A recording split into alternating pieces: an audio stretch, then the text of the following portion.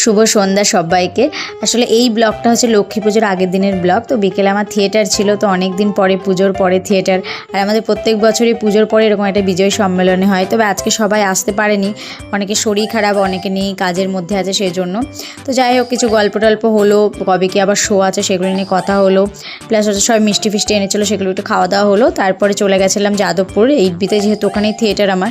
তো সেখানে সমস্ত জিনিস লক্ষ্মী পুজোর কেনাকাটা করার জন্য, কারণ নেক্সট দিনই লক্ষ্মী পুজো ছিল।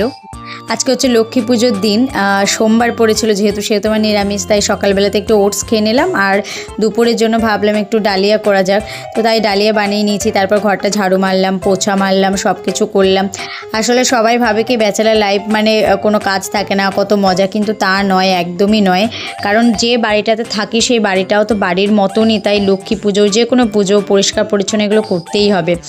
তারপর লক্ষ্মী যে পাগুলো নিয়েছিলাম, স্টিকারগুলো, সেগুলো সমস্ত দিয়ে দিলাম। তারপর কাকু বাকিটা আলপনা দিয়েছিল, বাকি সিঁড়িগুলো বললো একটু দিয়ে দিতে, কারণ বয়স হয়েছে তো কাকু সবটা পারে না, তো সেই জন্য একটুখানি আলপনাটা দিয়ে দিলাম।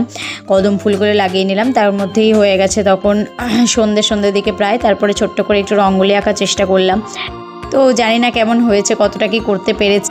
আমার বাড়ির ওখানে খুব ধুমধাম করে পুজো হয়, আমাদের গ্রামেও লক্ষ্মী পুজো হয়, দুটো জায়গাতে। মিস করছিলাম একটু, কিন্তু তাও এখানেও আমার মনের মতো করেই যেরকম পারলাম ভক্তি ভরে সেইভাবেই পুজো দিলাম। ভীষণ ভালো লাগলো। তারপর তো প্রসাদ খেলাম, কাকুদেরকে প্রসাদ দিয়ে এলাম, ব্যাস এইভাবেই লক্ষ্মী পুজোটা কাটলো। কেমন লাগলো অবশ্যই জানাবেন। আপনারা ভালো থাকুন, টাটা।